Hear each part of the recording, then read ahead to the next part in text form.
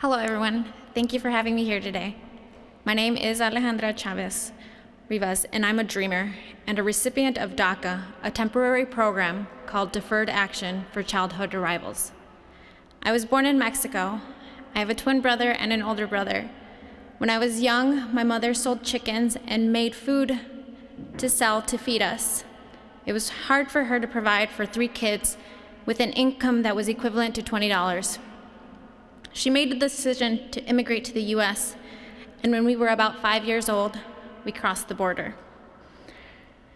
Growing up, I could not get my license or get a job like most of my peers did at the age of 16. In high school, the idea of graduating, going off to college was daunting. I knew that any effort I made towards getting good grades, living by the rules, and graduating was futile. I could not apply for FAFSA. I would not have the resources to afford it or have the means to get there. To my friends, it felt like I had a double identity, making excuses for not being able to assimilate into the culture.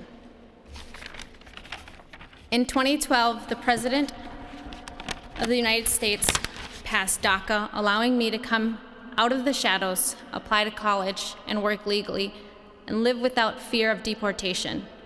It gave me the opportunity to better support my daughter. And in 2016-2017, I was a junior at the University of St. Thomas, and my DACA status did not renew because for whatever reason, the president at the time, their administration announced the DACA was coming to an end. With only a year and a half left to graduate college, I lost my license, my jobs that helped me support and pay for school and provide for my daughter. So to speak, I lost everything. It shook me to my core to have my soon-to-be dream slip between my fingers.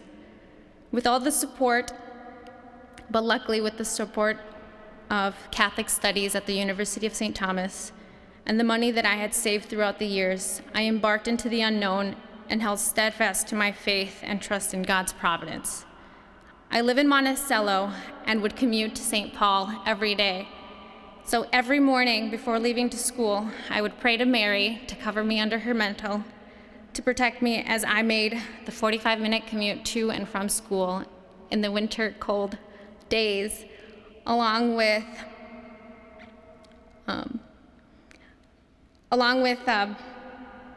other things that entailed driving without a license. I knew that if I got pulled over by the police for anything, I would be detained and face deportation proceedings. By the grace of God, I have graduated from St. Thomas, and my DACA status has been renewed. I was able to get a full-time job in downtown Minneapolis, but I still live with uncertainty because my DACA is only able to be renewed every 2 years. It does not clear a pathway to citizenship. I have spent years and thousands of dollars in legal fees trying to find a pathway to legalization. Obtaining legal papers is not as easy as changing my address at the postal office. There are many outdated immigration policies.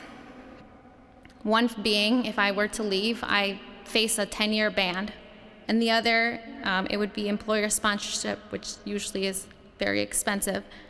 And the last, asylum, of which I do not qualify. If there was any way, believe me, if there was any way for me to get right with the law, I would have done so already.